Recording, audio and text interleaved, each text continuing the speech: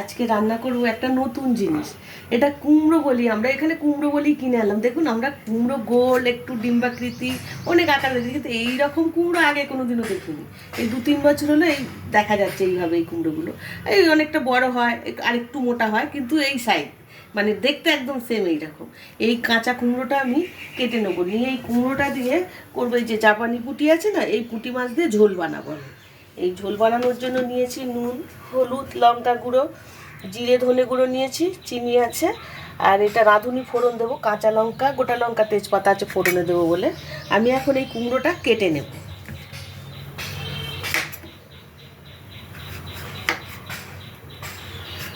কুমড়োগুলো কেটে নিয়েছি।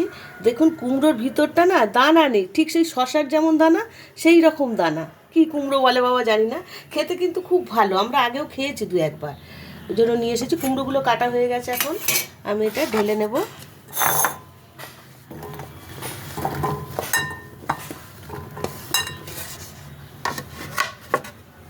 এখন এই মাছটা আমি নুন হলুদ মাখিয়ে নেবো। মাছটা আমি 2টো মাছ দেবো না, ওই কুমড়োটুকুর জন্য 2 পিস মাছই যথেষ্ট, মানে একটা গোটা নিয়ে নিলাম। আমি এই মাছটা ভালো করে হলুদ আর নুন মাখিয়ে ভেজে নেব।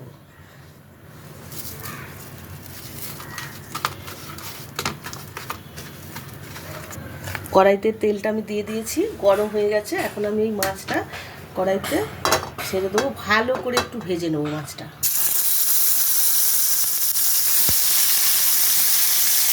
মাছটা দেখুন আমি উল্টে পাল্টে ভালো করে ভেজে নিয়েছি।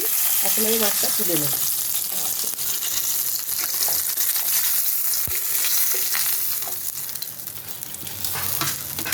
এখন এই কড়াইয়ের মধ্যে আমি রাঁধুনি ফোড়ন দিয়ে দিলাম, আর দেবো একটা শুকনো লঙ্কা, দেবো একটা তেজপাতা, দিয়ে আমি এই কুমড়োগুলো দিয়ে দেবো।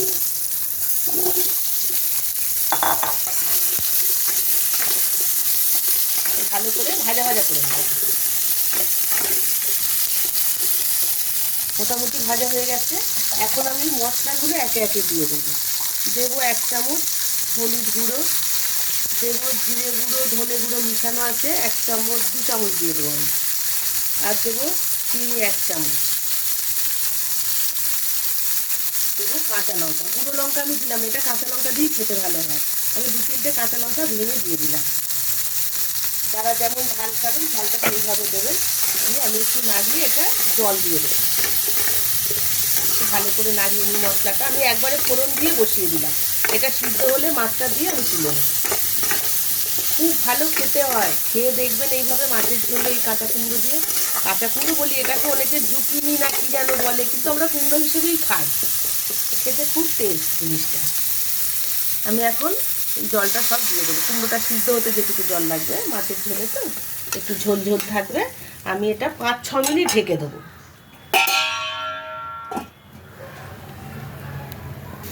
5-6 মিনিট হয়ে গেছে, আমি ঢাকাটা এখন খুলে দেখি কুমড়োটা সিদ্ধ হয়েছে। হ্যাঁ, ভালোই সিদ্ধ হয়ে গেছে। এটা একদম গলে যাবে না কিন্তু এই কুমড়োটা। আমি এখন মাছ দুটো ওর মধ্যে তুলে দেবো, ঝোলের মধ্যে মাছ দুটো দিয়ে দিলাম,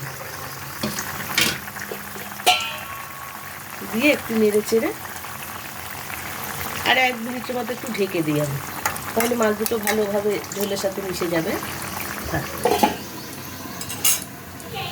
1 মিনিট হয়ে গেছে, এখন ঢাকাটা খুলে দেখি একদম রেডি হয়ে গেছে মাছ দিয়ে কুমড়োর ঝোল। আমি এখন গ্যাসটা বন্ধ করে এটা আমি নামিয়ে নেব।